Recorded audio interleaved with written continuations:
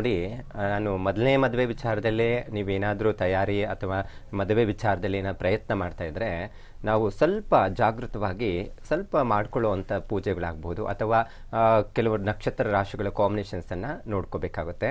ನೋಡಿ ಇಲ್ಲಿ ಮದುವೆ ವಿಚಾರದಲ್ಲಿ ನಾವು ನೋಡ್ಲಿಕ್ಕೆ ಹೋದರೆ ಮೊದಲನೇ ಮದುವೆಯಲ್ಲಿ ಯಾಕೆ ಕಿರಿಕಿರಿ ಆಗಿ ಮುರಿದು ಬೀಳುತ್ತೆ ಅಂತ ಹೇಳಿದ್ರೆ, ಒಂದು ಹುಡುಗನ ಜಾತಕದಲ್ಲಿ ಅಥವಾ ವಧುವಿನ ಜಾತಕದಲ್ಲಿ ಇಬ್ಬರಲ್ಲಿ ಯಾರಿಗಾದ್ರೂ ಈ ಕಳತ್ರ ದೋಷ ಅಂತ ಹೇಳ್ತೀವಿ, ಏನಾದರೂ ಈ ಎರಡು ಮದುವೆ ಯೋಗಗಳು ಅಂತ ಹೇಳ್ತೀವಿ ಇದ್ದಾಗ ಹುಡುಗನ ಜಾತಕದಲ್ಲಿ ಏನಾದರೂ ಆ ಥರ ಕಳತ್ರ ದೋಷ ಇತ್ತು ಅಂದರೆ ವಧುವಿಗೆ ಜಾತಕದಲ್ಲಿನೂ ಆ ಥರ ಇದ್ದರೆ ಇಬ್ಬರಿಗೂ ಇದ್ದರೆ ಮದುವೆ ಮಾಡೋಕ್ಕೆ ಹೋಗಬೇಡಿ. ಯಾಕಂತ ಹೇಳಿದ್ರೆ ಒಬ್ಬರ ಜಾತಕದಲ್ಲಿದ್ದರೆ ಅದಕ್ಕೆ ಪರಿಹಾರ ಸಿಗುತ್ತೆ. ಇಬ್ಬರಿಗೂ ಕಳತ್ರ ದೋಷ ಇದ್ದಾಗ ವೈವಾಹಿಕ ಜೀವನ ಸುಖ ಇರೋದಿಲ್ಲ. ಒಂದು ಕನಿಷ್ಠ ಪಕ್ಷ ಅಂದರೆ ಒಂದು 6 ತಿಂಗಳು ಅಥವಾ ಒಂದು ವರ್ಷ ಚೆನ್ನಾಗಿರ್ತಾರೆ, ಬಿಟ್ಟು ಹೋಗ್ತಾ ಇರ್ತಾರೆ. ಇದನ್ನು ಪ್ರಮುಖವಾಗಿ ಈ ಜಾತಕಗಳ ಹೊಂದಾಣಿಕೆ ಮಾಡುವಾಗ ತಿಳ್ಕೊಳ್ಳೇಬೇಕಾಗಿರುವಂಥ ವಿಚಾರ ಆಗಿರುತ್ತೆ. ಎರಡನೇ ವಿಚಾರದಲ್ಲಿ ಮುಹೂರ್ತವನ್ನು ಇಡುವಂಥದ್ದು. ಜಾತಕದ ಕುಂಡಲಿಯಲ್ಲಿ ಅವರಿಗೆ ಮದುವೆ ವಿಚಾರದಲ್ಲಿ ಎರಡನೇ ಮದುವೆ ಯೋಗ ಅಥವಾ ಇನ್ನೇನೋ ಕಿರಿಕಿರಿ ಆಗುತ್ತೆ ಅನ್ನೋದು ಇರೋದೇ ಇಲ್ಲ. ಆದರೆ ಮುಹೂರ್ತವನ್ನು ಇಡುವಂಥ ಸಂದರ್ಭದಲ್ಲಿ ಮುಹೂರ್ತ ಕುಂಡಲಿಯಲ್ಲಿ ಏನಾದರೂ ಈ ಲಗ್ನ ಶುದ್ಧಿ ಮತ್ತು ಸಪ್ತಮ ಶುದ್ಧಿ ಇರಲೇಬೇಕು ಅಂತ ಶಾಸ್ತ್ರ ಹೇಳುತ್ತೆ. ಪಂಚಕಗಳನ್ನು ನೋಡಬೇಕು ಅಂತ ಹೇಳುತ್ತೆ. ಮತ್ತು ಕೆಲವೊಂದು ತಿಥಿ ನಕ್ಷತ್ರಗಳನ್ನು ಕಾಂಬಿನೇಷನ್ಸಲ್ಲಿ ವಿವಾಹವನ್ನು ಮಾಡ್ಕೋಬೇಕು ಅಂತ ಶಾಸ್ತ್ರ ಹೇಳುತ್ತೆ. ಇಲ್ಲಿ ಏನಾಗ್ತಾ ಇದೆ ಅಂತ ಹೇಳಿದ್ರೆ ಎಲ್ಲರಿಗೂ ರಜಾ ಯಾವತ್ತಿದೆ? ಭಾನುವಾರ ಮದುವೆ ಮಾಡಿ. ಅಗ್ನಿ ಭಯ, ಯಾವಾಗಲೂ ಕಿರಿಕಿರಿ ಸಮಸ್ಯೆಗಳು. ನೋಡಿ ಭಾನುವಾರ ಮದುವೆ ಆಗಿರೋದು 100ಕ್ಕೆ ಒಂದು 30 ಭಾಗ ಆದ್ರೂ ಯಾವಾಗಲೂ ಕಲಹಗಳಾಗ್ತಾ ಇರುತ್ತೆ. ಮತ್ತು ಅದೇ ರೀತಿ ಲಗ್ನದಲ್ಲಿ ಏನಾದರೂ ಕುಜ ಇತ್ತು ಅಂದರೆ ಅಂಥವ್ರಿಗೂ ಸಹ ಎರಡನೇ ಮದುವೆ ಯೋಗನೇ ಇರೋದಿಲ್ಲ. ಅಲ್ಲಿ ಎರಡನೇ ಮದುವೆ ಆಗಿ ಸಮಸ್ಯೆಗೆ ಸಿಕ್ಕಾಕೋಬೇಕು, ಆ ರೀತಿ ಸಮಸ್ಯೆಗಳು ಆಗ್ತಾ ಇರುತ್ತೆ. ಅದಕ್ಕೆ ಪ್ರಮುಖವಾಗಿ ಮದುವೆ ಮುಹೂರ್ತ ಮತ್ತು ಜಾತಕಗಳ ಜೋಡಣೆ ಮಾಡುವಾಗ ಈ ಕಳತ್ರ ದೋಷ ಏನಾದರೂ ಇದೆಯಾ ಅಥವಾ ಕಳತ್ರಕಾರಕ ಏನಾದರೂ ನೀಚ ಸ್ಥಾನದಲ್ಲಿದ್ದಾನ, ಆ ಇಬ್ಬರ ಜಾತಕವನ್ನು ಪರಿಶೀಲನೆ ಮಾಡಲೇಬೇಕಾಗುತ್ತಮ್ಮ. ಸರಿ ಗುರುಗಳೇ, ಹಾಗಾದ್ರೆ ಎರಡನೇ ಮದುವೆ ತಯಾರಿಯಲ್ಲಿ ಇರ್ತಾರೆ ಅಂತ ಅನ್ಕೊಳ್ಳಿ. ಸೊ ಯಾವ ರಾಶಿಯವರು ಯಾವ ನಕ್ಷತ್ರದವ್ರನ್ನ ಅಥವಾ ರಾಶಿಯವ್ರನ್ನ ಮದುವೆ ಆದ್ರೆ ಒಳಿತು ಅಂತ ತಿಳಿಸ್ಕೊಡ್ತೀರಾ? ಸಾಮಾನ್ಯವಾಗಿ ನೋಡಿ, ಈಗ ಮೊದಲನೇ ಮದುವೆ ಏನೋ ಕಾರಣಾಂತರದಿಂದ ಸಮಸ್ಯೆ ಆಗಿದೆ, ಎರಡನೇ ಮದುವೆಗೆ ಹುಡುಕ್ತಾ ಇದ್ದೀರಾ, ಸ್ವಲ್ಪ ನೋಡಿ ಎಚ್ಚರಿಕೆ ಅಗತ್ಯ ಇದೆ. ಯಾವ ನಕ್ಷತ್ರದವರು ಯಾವ ಕಾಂಬಿನೇಷನ್ಸ್ ಅಲ್ಲಿ ಮದುವೆ ಮಾಡಿಕೊಂಡ್ರೆ ಸೂಕ್ತ ಅಂತ ಇದನ್ನ ತಿಳಿಸ್ಕೊಡ್ತಾ ಇದ್ದೀನಿ. ಮೊದಲಿಗೆ ಮೇಷರಾಶಿ. ನೀವಾಗಿ ಮೇಷರಾಶಿಯಲ್ಲಿ ಜನನ ಆಗಿದ್ರೆ ವಧುವಿನ ಹುಡುಕ್ತಾ ಇದ್ರೆ ಅಥವಾ ವರನ ಹುಡುಕ್ತಾ ಇದ್ರೇನು ಇದು ಅನ್ವಯ ಆಗುತ್ತೆ. ನೋಡಿ ಮೇಷರಾಶಿಯವರಿಗೆ ಉತ್ತರಾಭಾದ್ರ ನಕ್ಷತ್ರ, ಪೂರ್ವಾಷಾಢ ನಕ್ಷತ್ರ, ಅನುರಾಧ ನಕ್ಷತ್ರ, ಪುಬ್ಬ ಮತ್ತು ಪುಷ್ಯ ನಕ್ಷತ್ರ, ಈ ನಕ್ಷತ್ರಗಳ ಜೊತೆ ವಿವಾಹವನ್ನು ಮಾಡ್ಕೊಳ್ಬಹುದು. ನೋಡಿ ಇದೇ ಕಾಂಬಿನೇಷನ್ಸಲ್ಲಿ ಇರಬೇಕಾಗುತ್ತೆ. ಇಲ್ಲ ಅಂತ ಹೇಳಿದ್ರೆ ವೈವಾಹಿಕ ಜೀವನ ಅಷ್ಟು ಸುಖವಾಗಿರೋದಿಲ್ಲ. ಅದಕ್ಕೆ ಕಾಂಬಿನೇಷನ್ಸ್ ಎರಡನೇ ಮದುವೆ ವಿಚಾರದಲ್ಲಿ ಈ ನಕ್ಷತ್ರ ಕಾಂಬಿನೇಷನ್ಸ್ ಮೇಷರಾಶಿಯವರು ಅನ್ವಯಿಸಬೇಕಾಗುತ್ತೆ. ಮತ್ತು ಅದೇ ರೀತಿ ಸಹ ವೃಷಭ ರಾಶಿಯವರಿಗಂತೂ ನೋಡಿ ಮೃಗಶಿರ ನಕ್ಷತ್ರ, ಆರಿದ್ರ, ಪುನರ್ವಸು ನಕ್ಷತ್ರ, ಉತ್ತರ ಹಸ್ತ ನಕ್ಷತ್ರ, ಉತ್ತರಾಷಾಢ ನಕ್ಷತ್ರ, ಶ್ರವಣ ನಕ್ಷತ್ರ, ಈ ನಕ್ಷತ್ರ ಜೊತೆ ಮದುವೆ ಮಾಡಿಕೊಂಡ್ರೆ ಸುಖವಾಗಿರ್ತಾರೆ. ಮತ್ತೆ ಎರಡನೇ ಮದುವೆಯಲ್ಲಿ ಕಲಹಗಳು ಬರಲ್ಲ, ಕಿರಿಕಿರಿ ಆಗೋದಿಲ್ಲ, ಬಾಂಧವ್ಯತೆ ಚೆನ್ನಾಗಿರ್ಲಿಕ್ಕೆ ಸಾಧ್ಯ ಆಗುತ್ತೆ. ಅದೇ ರೀತಿ ಮಿಥುನ ರಾಶಿಯವರಿಗೆ ಏನಾದರೂ ಮದುವೆಗೆ ಎರಡನೇ ಮದುವೆ ವಿಚಾರ, ಇದು ಮೊದಲನೇ ಮದುವೆ ವಿಚಾರದಲ್ಲಿ ಮುರಿದು ಬಿದ್ದು ಎರಡನೇ ಮದುವೆ ವಿಚಾರದಲ್ಲಿ ಪ್ರಯತ್ನ ಮಾಡಿದ್ರೆ ಈ ನಕ್ಷತ್ರ ಕಾಂಬಿನೇಷನ್ಸ್ ಅನುಸರಿಸಲೇಬೇಕಾಗುತ್ತೆ. ನೋಡಿ ಮಿಥುನ ರಾಶಿಗೆ ರೋಹಿಣಿ ನಕ್ಷತ್ರ, ಮಗ, ಪುಬ್ಬ, ಹಸ್ತ ಮತ್ತು ಸ್ವಾತಿ ನಕ್ಷತ್ರಗಳು ಜೊತೆ ವಿವಾಹವನ್ನು ಮಾಡ್ಕೋಬಹುದು. ಬಹಳ ಅನ್ಯೋನ್ಯತೆಯಿಂದ ಇರ್ತಾರೆ. ಯಾವುದೇ ರೀತಿ ಕಿರಿಕಿರಿ ಸಮಸ್ಯೆಗಳು ಬರುವಂಥ ಸಾಧ್ಯತೆಗಳು ಇರೋದಿಲ್ಲ. ಮತ್ತು ಅದೇ ರೀತಿ ಕರ್ಕಾಟಕ ರಾಶಿಯವರಿಗೆ ಮಘ ನಕ್ಷತ್ರ, ಪುಬ್ಬ ನಕ್ಷತ್ರ, ಉತ್ತರ, ಅನುರಾಧ, ಜ್ಯೇಷ್ಠ ನಕ್ಷತ್ರ ಜೊತೆ ವೈವಾಹಿಕ ಜೀವನ ಬಹಳ ಅನ್ಯೋನ್ಯತೆ ಇರುತ್ತೆ. ನೋಡಿ ಆದಷ್ಟು ಸಹ ಇದನ್ನು ಕಾಂಬಿನೇಷನ್ಸ್ ಕರ್ಕಾಟಕ ರಾಶಿಯವರು ಅನುಸರಿಸಲೇಬೇಕಾಗುತ್ತೆ. ಇನ್ನು ಅದೇ ರೀತಿ ಸಿಂಹರಾಶಿಯವರಿಗೆ ಅಶ್ವಿನಿ ನಕ್ಷತ್ರ, ಭರಣಿ ನಕ್ಷತ್ರ, ನೋಡಿ ಕೆಲವು ಭರಣಿ ನಕ್ಷತ್ರ ಕೋಪ ಜಾಸ್ತಿ ಇರುತ್ತೆ, ಅದಕ್ಕೆ ತಕ್ಕಂಗೆ ಸಿಂಹರಾಶಿಯವರಿಗೆ ಅನ್ವಯ ಆಗುತ್ತೆ. ಅದೇ ರೀತಿ ಪುನರ್ವಸು ನಕ್ಷತ್ರ, ಪುಷ್ಯ ನಕ್ಷತ್ರ. ನೋಡಿ ನಾನು ಪುನರ್ವಸು ನಕ್ಷತ್ರದಲ್ಲಿ ಹೇಳಲೇಬೇಕಾಗಿರೋ ವಿಚಾರ ಏನಪ್ಪ ಅಂದರೆ ಸೂರ್ಯನ ವಂಶಸ್ಥ ಯಾರು? ಶ್ರೀರಾಮಚಂದ್ರ ಅಲ್ವೇ? ನೋಡಿ ಪುನರ್ವಸು ನಕ್ಷತ್ರದಲ್ಲಿ ಶ್ರೀರಾಮಚಂದ್ರ ಹುಟ್ಟಿರೋದು, ಅದು ಅನ್ಯೋನ್ಯತೆ ಎಷ್ಟು ಚೆನ್ನಾಗಿರುತ್ತೆ ಅಂದರೆ ಸಿಂಹರಾಶಿಯವರಿಗೆ ಬಹಳ ಚೆನ್ನಾಗಿರ್ಲಿಕ್ಕಿರುತ್ತೆ. ಮತ್ತು ಪುಷ್ಯ ನಕ್ಷತ್ರ, ಹಸ್ತ, ಮೂಲ ನಕ್ಷತ್ರ, ಪೂರ್ವಾಷಾಢ ನಕ್ಷತ್ರದಲ್ಲಿ ಮತ್ತು ಪೂರ್ವಭಾದ್ರ ನಕ್ಷತ್ರದ ಜೊತೆನೂ ವಿವಾಹವನ್ನು ಮಾಡಿಕೊಳ್ಬಹುದು ಸಿಂಹರಾಶಿಯವರು. ಇದು ತಿಳ್ಕೊಬೇಕಾಗಿರುವಂಥ ವಿಚಾರ. ಇನ್ನು ಕನ್ಯಾ ರಾಶಿಯವರಿಗಂತೂ ನೋಡಿ ರೋಹಿಣಿ ನಕ್ಷತ್ರ, ಮೃಗಶಿರ ನಕ್ಷತ್ರ, ಮಗ, ಪುಬ್ಬ, ಸ್ವಾತಿ ನಕ್ಷತ್ರ, ಶ್ರವಣ ನಕ್ಷತ್ರದ ಜೊತೆ ಧನಿಷ್ಠ ನಕ್ಷತ್ರದ ಜೊತೆನೂ ವಿವಾಹವನ್ನು ಮಾಡ್ಕೋಬಹುದು. ಈ ಥರ ಕಾಂಬಿನೇಷನ್ಸನ್ನು ನಾವು ತಿಳ್ಕೊಬೇಕಾಗುತ್ತೆ. ಯಾವ ನಕ್ಷತ್ರ ಯಾವ ರಾಶಿಯವರಿಗೆ ಅನ್ವಯ ಆಗುತ್ತೆ.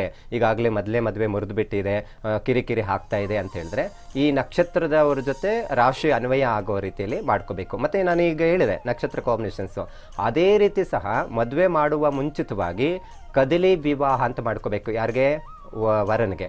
ವಧುವಿಗೆ ಕುಂಬೈ ವಿವಾಹ ಅಂತ ಮಾಡಬೇಕು. ಅರ್ಕ ಕದಲಿ ವಿವಾಹ ಇವೆಲ್ಲವನ್ನು ಮಾಡ್ಕೊಂಡು ನಂತರ ಎರಡನೇ ಮದುವೆಗೆ ಪ್ರಯತ್ನ ಮಾಡಬೇಕು. ಯಾಕಂದರೆ ಮೊದಲೇ ಮದುವೆಯಲ್ಲೇ ಕಿರಿಕಿರಿ ಅನುಭವಿಸಿದರೆ ಕಳತ್ರ ದೋಷ ಇವೆಲ್ಲ ಇರುತ್ತಲ್ವಾ, ಇದನ್ನೆಲ್ಲ ತಿಳ್ಕೊಬೇಕಾಗುತ್ತೆ.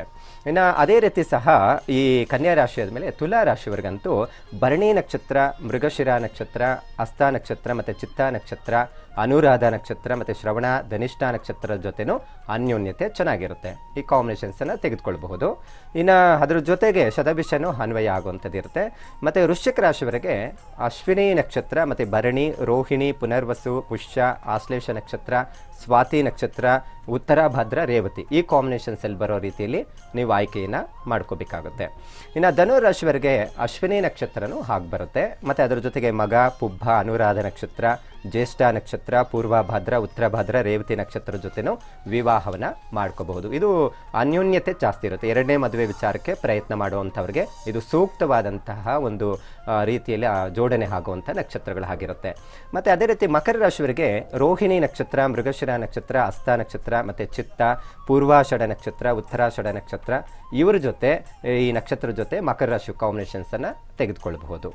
ಇನ್ನು ಅದೇ ರೀತಿ ಕುಂಭರಾಶಿಯವರಿಗೆ ರೋಹಿಣಿ ನಕ್ಷತ್ರ, ಮೃಗಶಿರ ನಕ್ಷತ್ರ ಮತ್ತು ಸ್ವಾತಿ ನಕ್ಷತ್ರ, ಪೂರ್ವಾಷಾಢ ನಕ್ಷತ್ರ, ಶ್ರವಣ ನಕ್ಷತ್ರ, ಧನಿಷ್ಠ ನಕ್ಷತ್ರವನ್ನು ಜೋಡಣೆ ಒಂದು ಬಾಂಧವ್ಯತೆ ಚೆನ್ನಾಗಿರುತ್ತೆ. ಈ ಥರ ನಕ್ಷತ್ರದ ಜೊತೆ ವಿವಾಹವನ್ನು ಮಾಡ್ಕೋಬೋದು. ಯಾವುದೇ ಕಾರಣಕ್ಕೂ ಮಕರ ಕುಂಭರಾಶಿಯವರು ಸಿಂಹರಾಶಿಯವ್ರ ಜೊತೆ ವಿವಾಹವನ್ನು ಮಾಡ್ಕೊಳ್ಬಾರ್ದು, ಮತ್ತೆ ಕಿರಿಕಿರಿ ಆಗ್ತಾ ಇರುತ್ತೆ. ಮತ್ತು ಅದರ ಜೊತೆಗೆ ಮೀನ ರಾಶಿಯವರಿಗೆ ಅಶ್ವಿನಿ ನಕ್ಷತ್ರ, ಮಗ ನಕ್ಷತ್ರ, ಪುಬ್ಬ, ಅನುರಾಧ ನಕ್ಷತ್ರ ಮತ್ತು ಜ್ಯೇಷ್ಠ ನಕ್ಷತ್ರ, ಶ್ರವಣ, ಧನಿಷ್ಠ, ಶತಭಿಷ ನಕ್ಷತ್ರ ಮತ್ತು ಪೂರ್ವಭಾದ್ರ ನಕ್ಷತ್ರದ ಜೊತೆನೂ ವಿವಾಹವನ್ನು ಮಾಡಿಕೊಂಡ್ರೂ ಸುಖವಾಗಿರ್ಲಿಕ್ಕೆ ಸಾಧ್ಯ ಆಗುತ್ತೆ. ಇದು ಕಾಂಬಿನೇಷನ್ಸನ್ನು ನಾವು ತಿಳ್ಕೊಂಡಾಗ ಬಾಂಧವ್ಯತೆ ಚೆನ್ನಾಗಿರುತ್ತೆ. ಮತ್ತು ನೆಕ್ಸ್ಟ್ ಬರುವಂಥ ದಿನಗಳಲ್ಲಿ ಯಾವುದೇ ರೀತಿಯ ಮಕ್ಕಳ ವಿಚಾರ ಆಗಬಹುದು ಅಥವಾ ಇಬ್ಬರ ಬಾಂಧವ್ಯತೆಯಲ್ಲಿ ಏನೋ ಕಿರಿಕಿರಿ ಆಗುವಂಥದ್ದು ಇದು ಆದಷ್ಟು ತಡೆಯೋದಕ್ಕೆ ಸಾಧ್ಯ ಆಗುತ್ತೆ. ವೈವಾಹಿಕ ಜೀವನ ಅಂದರೆ ಗಂಡ ಹೆಂಡತಿ ವಿಚಾರದಲ್ಲಿ ಜಗಳ ಇದ್ದಿದ್ದೆ, ಎಲ್ಲರ ಮನೆಯಲ್ಲಿ ದೋಸೆ ತೂತು ಅನ್ನೋದು ಕಾಮನ್ ಆಗಿರುವಂಥ ಮಾತಾಗಿದೆ. ಆದರೆ ಹೆಚ್ಚಿನ ಮಟ್ಟಿಗೆ ಇಲ್ಲಿ ಏನಾಗುತ್ತೆ ಅಂದರೆ ಗಂಡ ಹೆಂಡತಿ ಜಗಳ ಕೋರ್ಟು ಕಚೇರಿ ತನಕ ಹೋಗಬಾರ್ದು. ಯಾಕಂತ ಹೇಳಿದ್ರೆ ಇವತ್ತು ನಡೀತಾ ಇರೋದು ಹಾಗೆ ಆಗ್ಬಿಟ್ಟಿದೆ.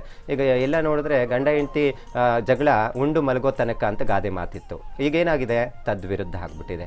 ಏನಾಗಿದೆ ಅಂದರೆ ಗಂಡ ಹೆಂಡತಿ ಜಗಳ ಅಂದರೆ ಪೊಲೀಸ್ ಸ್ಟೇಷನ್, ಕೋರ್ಟು, ಮೆಟ್ಲೆ ಏರುವಂಥದ್ದು ಈ ರೀತಿ ಪರಿಸ್ಥಿತಿ ಬಂದಿದೆ. ಅದಕ್ಕೆ ನಾವೇ ಕಾರಣ ಆಗಿರುವಂಥದ್ದು. ಯಾಕಂತ ಹೇಳಿದ್ರೆ ಹುಡುಗ ಚೆನ್ನಾಗಿದ್ದಾನೆ ಅಥವಾ ಒಳ್ಳೆ ಕೆಲಸದಲ್ಲಿದ್ದಾನೆ ಅಂತ ಯಾವುದೋ ಒಂದು ನಕ್ಷತ್ರ ಕಾಂಬಿನೇಷನ್ಸಲ್ಲಿ, ರಾಶಿ ಕಾಂಬಿನೇಷನ್ಸಲ್ಲಿ ನೋಡಿಬಿಟ್ಟು ಮದುವೆ ಮಾಡ್ಕೊತಾರೆ, ಕಿರಿಕಿರಿ ಹಾಗೆ ಬಿಟ್ಟು ಹೋಗುವಂಥ ಸಾಧ್ಯತೆ ಇರುತ್ತೆ. ಅದಕ್ಕೆ ಈ ಥರ ಕಾಂಬಿನೇಷನ್ಸನ್ನು ನೋಡೇ ವಿವಾಹವನ್ನ ಮಾಡ್ಕೋಬೇಕಾಗುತ್ತಮ್ಮ. ಸರಿ, ಈಗ ಶಾಪಮ್ಮ ಅಂತ ಹೇಳಿ ಕರೆ ಮಾಡಿದ್ದಾರೆ ಆನೇಕಲ್ನಿಂದ. ಶಾಪಮ್ಮ ಅವರೇ ನಮಸ್ತೆ. ಪಾಪಮ್ಮ ಅಂತ ಮೇಡಮ್. ಮೇಡಮ್ ಇನ್ನೊಂದ್ಸಲ ಹೇಳಿ. ಪಾಪಮ್ಮ. ಪಾಪಮ್ಮ. ಪಾಪಮ್ಮನ? ಓಕೆ ಮಾ, ಸಾರಿ. ಯಾರ ಬಗ್ಗೆ ಕೇಳ್ಬೇಕಾಗಿತ್ತು ಹೇಳಿಮ್ಮ? ನಮ್ಮ ಮಗನ ಬಗ್ಗೆ ಕೇಳ್ಬೇಕಿತ್ತು. ಹೌದಾ? ಮಗನ ಹೆಸರು ಮತ್ತೆ ಡೇಟ್ ಆಫ್ ಬರ್ತ್, ಟೈಮಿಂಗ್ಸ್ ಹೇಳಿಮ್ಮ. ಉದಯ್ ಮೇಡಮ್. ಉದಯ್. ಓಕೆ. 3ನೇ ತಾರೀಕು 3 10ನೇ ತಿಂಗಳು 10ನೇ ತಿಂಗಳು 1985 ಮೇಡಮ್. 85? ಟೈಮಿಂಗ್ಸ್ ಹೇಳಿಮ್ಮ. 9:15 ಮೇಡಮ್. ಗುರುವಾರ ಬೆಳಗ್ಗೆ 9:30ಕ್ಕೆ. 9:15ರಿಂದ 9:30. ಅಂದ್ರೆ ಎಕ್ಸಾಕ್ಟ್ ಟೈಮ್ ಗೊತ್ತಿಲ್ಲ? ಎಕ್ಸಾಕ್ಟ್ ಟೈಮ್ 9:15ರಿಂದ 9:30. ಓಕೆ, 9:15ರಿಂದ 9:30. ಸರಿಮ್ಮ, ಏನ್ ಕೇಳ್ಬೇಕಂತಿದ್ರ ಮಗನ್ ಬಗ್ಗೆ? ಗುರುಗಳಿದ್ದಾರೆ, ಮಾತನಾಡಿ. ನಮಸ್ತೆ ಅಮ್ಮ. ನಮಸ್ತೆ ಗುರುಜಿ. ಈ ಹುಡುಗನಿಗೆ ಮದುವೆ ವಿಚಾರದಲ್ಲಿ ನೋಡ್ತಾ ಇದ್ದೀರಾ? ಗುರುಜಿ ಮದ್ವೆ ಆಗಿದೆ. ಅವರು ಇದ್ರಲ್ಲಿ ಸರಿಯಾಗಿ ಇದಾಗ್ತಾ ಇಲ್ಲ ಗುರುಜಿ, ಗಂಡ ಹೆಂಡತಿ ಇದ್ರಲ್ಲಿ. ಹುಡುಗಿದು ಇದಿದೆನಾ ಗುರುಜಿ? ಇದ್ರ ಕೊಟ್ಟಿದ್ದಾರೆ ಅವ್ರದ್ದು. ಏನ್ ನಕ್ಷತ್ರ ರಾಶಿ ಹುಡುಗಿದು?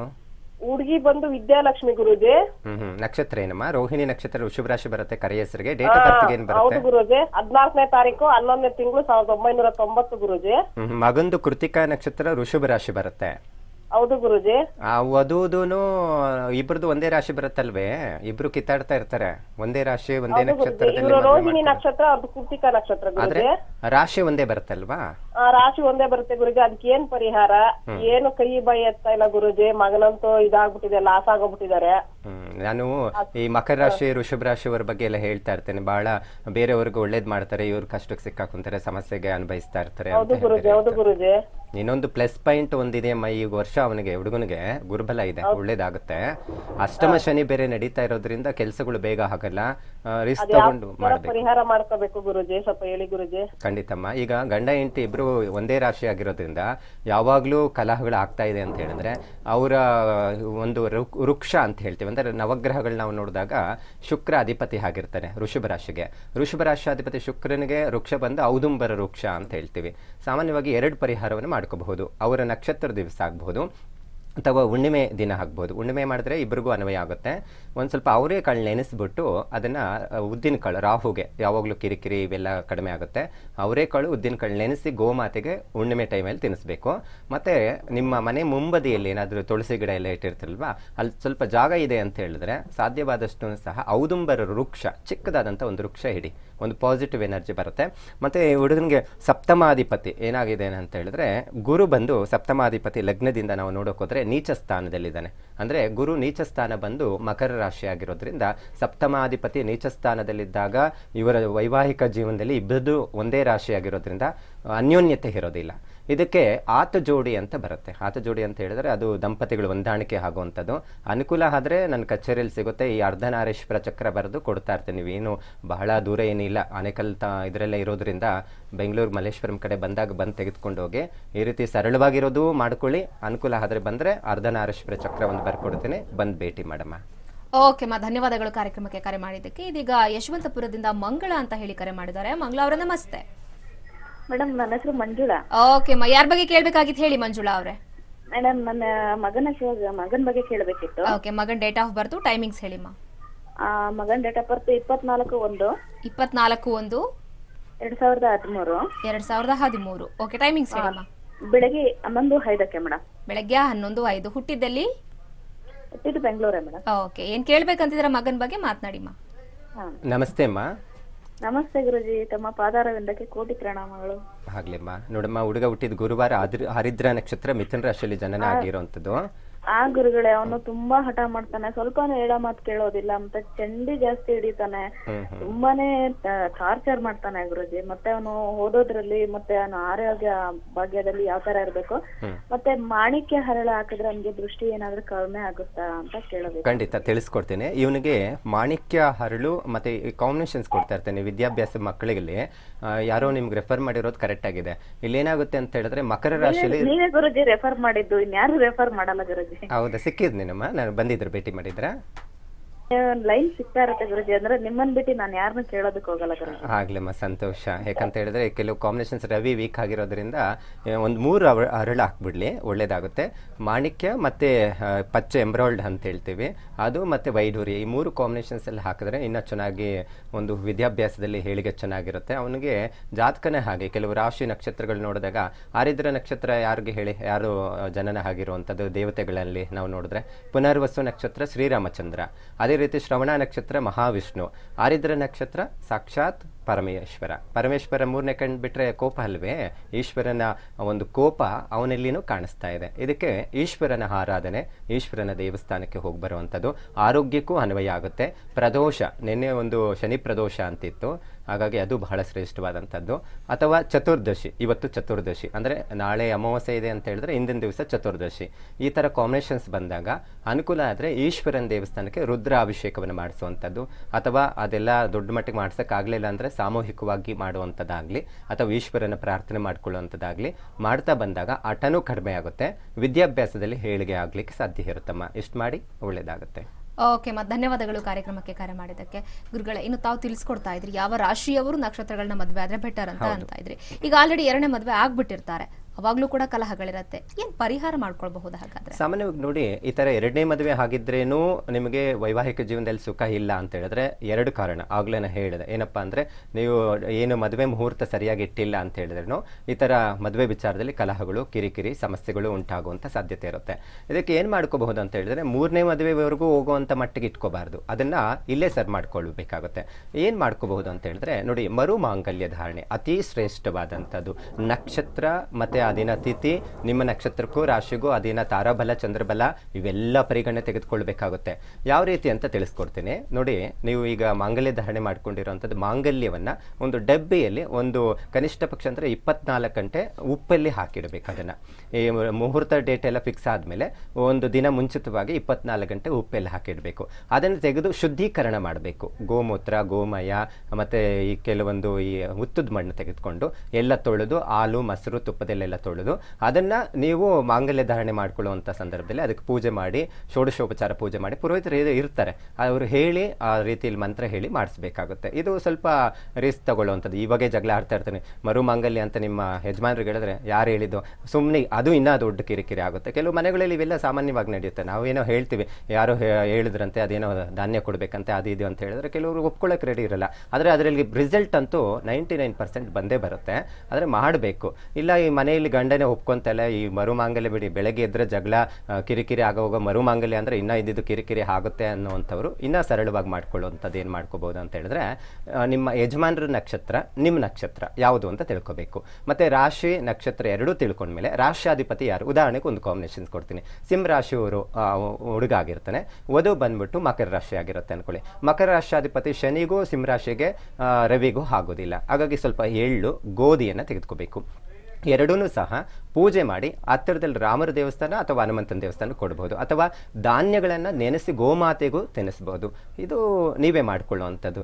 ಭಾಳ ಜನಕ್ಕೆ ಈ ಮದುವೆ ವಿಚಾರದಲ್ಲಿ ಈ ಥರ ಎರಡನೇ ಮದುವೆಯಲ್ಲಿ ಬ್ರೇಕ್ ಆಗಿ ಕಿರಿಕಿರಿ ಆಗಿರೋವಂಥವ್ರಿಗೆಲ್ಲ ಈ ನಕ್ಷತ್ರದ ಅನುಸಾರವಾಗಿ ಕೆಲವು ನೋಡಿ ರಾಶ್ಯಾಧಿಪತಿ ಅಂತ ಹೇಳ್ತೀವಿ, ಅದೇ ರೀತಿ ನಕ್ಷತ್ರಾಧಿಪತಿ ಅಂತ ಇರುತ್ತೆ. ನಕ್ಷತ್ರಾಧಿಪತಿಯ ಅನುಸಾರವಾಗಿ ಆ ನಕ್ಷತ್ರ ದಿವಸ ಅರ್ಧನಾರೇಶ್ವರ ಚಕ್ರವನ್ನು ಬರೆದು ಕೈಯಲ್ಲಿ ಅದನ್ನು ಪ್ರತಿದಿನ ದೇವರ ಮನೆಯಲ್ಲಿ ಇಟ್ಟು ಪೂಜೆ ಮಾಡ್ತಾ ಇದ್ರೇನು ಕನಿಷ್ಠ ಪಕ್ಷ ಅಂತ ಹೇಳಿದ್ರೆ 10-20 ಭಾಗ ನಿಮಗೆ ಬಾಂಧವ್ಯತೆ ಚೆನ್ನಾಗಿ ಬರುವಂಥದ್ದು ಇರುತ್ತೆ. ಹಂತವಾಗಿ ಕೆಲವು ಹಿಂದಿನ ಕಾಲದಲ್ಲಿ ಇತ್ತು, ಏನಪ್ಪಾ ಅಂತ ಹೇಳಿದ್ರೆ ಏನೋ ಒಂದು ಪೂಜೆ ಮಾಡಿಕೊಡ್ತಾ ಇದ್ರೆ, ಯಾಕಂದರೆ ಅಷ್ಟೊಂದು ಪವರ್ಫುಲ್ ಆಗಿ ಇರ್ತಾ ಇತ್ತು. ಇವಾಗ ಅಷ್ಟು ಶಕ್ತಿ ಇಲ್ಲ. ಈಗ ನೋಡಿ ನಾನೇ ಹೇಳ್ತಾ ಇರ್ತೀನಿ ಎಷ್ಟೋ ಸತಿ, ನಾನು ಮಾಡಿಕೊಟ್ಟಿರೋವಂಥದ್ದು ಎಷ್ಟೋ ಜನ ಪರವಾಗಿಲ್ಲ ಗುರುಗಳೇ ಚೆನ್ನಾಗಿದ್ದಾರೆ, ಇನ್ನೂ ನೀವು ಪೂಜೆ ಮಾಡಿಕೊಟ್ಮೇಲೆ ಅದು ಯಂತ್ರ ಕೊಟ್ಟಮೇಲೆ ಭಾಳ ಚೆನ್ನಾಗಾಗೋಯ್ತು ಅನ್ನೋಂಥದ್ದಲ್ಲ, ಪರವಾಗಿಲ್ಲ ಮೊದಲಿಗಿಂತ ಜಗಳ ಆಡುವಂಥದ್ದು ಕಡಿಮೆ ಆಗಿದೆ ಅಂತ ಹೇಳೋವಂಥದ್ದು ಇದೆ. ಯಾಕಂದರೆ ಈ ಹಣೆ ಬರ ಇದೆ ನೋಡಿ, ಈಗ ನಾನೇನೋ ಅಥವಾ ಇನ್ಯಾವುದೋ ಜ್ಯೋತಿಷರು ಇನ್ಯಾವುದೋ ಸ್ವಾಮೀಜಿಗಳು ಬದಲಾವಣೆ ಮಾಡೋಕ್ಕಾಗೋದಿಲ್ಲ. ಹಣೆ ಬರ ಇದ್ದಂಥ ರೀತಿಯಲ್ಲೇ ಅನುಭವಿಸಲೇಬೇಕಾಗುತ್ತೆ. ಆದರೆ ಈ ಪೂಜೆ ಪುನಸ್ಕಾರಗಳು ಇದೆಯಲ್ವಾ, ಇದೇನು ಕೆಲಸ ಮಾಡುತ್ತೆ ಅಂದರೆ, ಒಂದು 10 ಭಾಗ ನಾವು ದೇವಸ್ಥಾನಕ್ಕೆ ಹೋಗ್ತೀವಿ, ಹೋಗಿದ ತಕ್ಷಣ ಒಳ್ಳೇದಾಗ್ಲಪ್ಪ ಅಂತ ಮನಸ್ಪೂರ್ವಕವಾಗಿ ಒಂದು ಪ್ರಾರ್ಥನೆ ಮಾಡ್ಕೊಬರ್ತೀವಿ. ಆ ದಿನ ಇಲ್ಲ ಹೆಂಗಿರುತ್ತೆ ಹೇಳಿ, ಒಂಥರ ಏನೋ ಒಂಥರ ಸಂತೋಷ, ಒಂದು ಕೆಲಸಗಳು ಬೇಗ ಆಗುತ್ತೆ, ಆ ಥರ ಇರುತ್ತೆ. ಒಂದು ಪಾಸಿಟಿವ್ ಅನ್ನು ತುಂಬಿಸುವಂಥ ಪ್ರಕ್ರಿಯೆ ಈ ಒಂದು ಪರಿಹಾರಗಳಾಗಿರುತ್ತೆ. ಅದಕ್ಕೆ ನಾವು ಹೇಳೋದು ಯಾವುದು ಸರಿ ಇದೆ. ನಾನು ಈಗಾಗಲೇ ತಿಳಿಸ್ಕೊಟ್ಟೆ ಯಾವ ನಕ್ಷತ್ರ ಈಗಾಗಲೇ ಮದುವೆ ವಿಚಾರದಲ್ಲಿ ಪ್ರಯತ್ನ ಮಾಡ್ತಾ ಇದ್ರೆ ಯಾವ ನಕ್ಷತ್ರ ಕಾಂಬಿನೇಷನ್ಸಲ್ಲಿ ಮದುವೆ ಮಾಡಿಕೊಂಡ್ರೆ ಸೂಕ್ತ ಅಂತಲೂ ತಿಳಿಸ್ಕೊಟ್ಟೆ. ಅದೇ ರೀತಿ ಸಹ ನಕ್ಷತ್ರ ಈ ರೀತಿ ಕಾಂಬಿನೇಷನ್ಸ್ ರೀತಿಯಲ್ಲಿ ಈಗಾಗಲೇ ಮದುವೆ ಆಗಿದೆ, ಎರಡನೇ ಮದುವೆ ವಿಚಾರದಲ್ಲಿ ಮೊದಲನೇ ಮದುವೆ ಮುರಿದು ಬಿದ್ದಿದೆ, ಎರಡನೇ ಮದುವೆಗೆ ಪ್ರಯತ್ನ ಮಾಡ್ತಾ ಇದ್ದೀರಾ ಅಂತ ಹೇಳಿದ್ರೆ ಕಂಪಲ್ಸರಿ ಕುಂಭ ವಿವಾಹ, ಅರ್ಕ ವಿವಾಹ, ಕದಲಿ ವಿವಾಹ ಅಂತ ಬರುತ್ತೆ. ಇದನ್ನು ಅನುಸಾರವಾಗಿ ಅದು ಪೂರಕವಾಗಿರಬೇಕು. ಇವತ್ತೆಲ್ಲ ಏನಾಗ್ತಾ ಇದೆ ಅಂದರೆ ಹುಡುಗನಿಗೆ ಬಂದ್ಬಿಟ್ಟು ಕುಂಭ ವಿವಾಹ ಮಾಡ್ತಾ ಇದ್ದಾರೆ. ಈ ರೀತಿ ಮಾಡಬಾರ್ದು. ಈಗ ಕದಲಿ ವಿವಾಹ ಅಂತ ಒಂದು ಕಾನ್ಸೆಪ್ಟ್ ಹೇಳ್ತೀನಿ. ಕದಲಿ ಅಂತ ಹೇಳಿದರೆ ಏನು ಹೇಳಿ, ಬಾಳೆಗಿಡ ಅಲ್ವೇ. ಬಾಳೆಗಿಡ ಅಂದರೆ ಹೆಣ್ಣಿಗೆ ನಾವು ಹೋಲಿಸ್ತೀವಿ, ಅಂದರೆ ಹೆಣ್ಣು ತತ್ವ ಅಂತ ಹೇಳ್ತೀವಿ. ಬಾಳೆಗಿಡದಲ್ಲಿ ಹಣ್ಣುಗಳು ಎಷ್ಟು ಬಿಡುತ್ತೆ ನೋಡಿ, ಅದು ಹೋಗಿ ಹೆಣ್ಣು ಮಕ್ಕಳಿಗೆ ಮದುವೆ ಮಾಡ್ತಾರೆ, ಹೆಣ್ಣಿಗೆ ಮದುವೆ ಮಾಡೋ ಥರ ಆಗಿಬಿಡುತ್ತೆ. ಅದಕ್ಕೆ ವೃಕ್ಷಗಳಲ್ಲಿ ಅಷ್ಟೇ ಸ್ತ್ರೀ ತತ್ವ ಪುರುಷ ತತ್ವ ಅಂತ ವೃಕ್ಷಗಳಿರುತ್ತೆ. ಹಾಗಾಗಿ ಅದಕ್ಕೆ ಬಾಳೆಗಿಡಕ್ಕೆ ಗಂಡು ಮಕ್ಕಳಿಗೆ ಮದುವೆ ಮಾಡಿಸ್ಬೇಕಾಗುತ್ತೆ. ಕುಂಭ ವಿವಾಹ ಅಂದರೆ ಶ್ರೀಮನ್ ಮಹಾವಿಷ್ಣು ಸ್ವರೂಪಾಯ. ನಾವು ಮದುವೆ ವಿಚಾರದಲ್ಲಿ ನಾವು ಹೇಳ್ತೀವಿ ಏನಪ್ಪ ಅಂದರೆ ಲಕ್ಷ್ಮೀ ಸ್ವರೂಪಾಯ, ವಿಷ್ಣು ಸ್ವರೂಪಾಯ, ವಿವಾಹ ಅಂಗಭೂತಂ ಅಂತ ಮಂತ್ರದಲ್ಲೇ ಹೇಳ್ತಾ ಇರ್ತೀವಿ. ಯಾಕಂದರೆ ದೇವರ ಸ್ವರೂಪದಲ್ಲಿ ವಿವಾಹವನ್ನು ಮಾಡ್ತಾ ಇದ್ದೀವಿ ಅಂತ ಮಂತ್ರದಲ್ಲಿ ಇರುತ್ತೆ.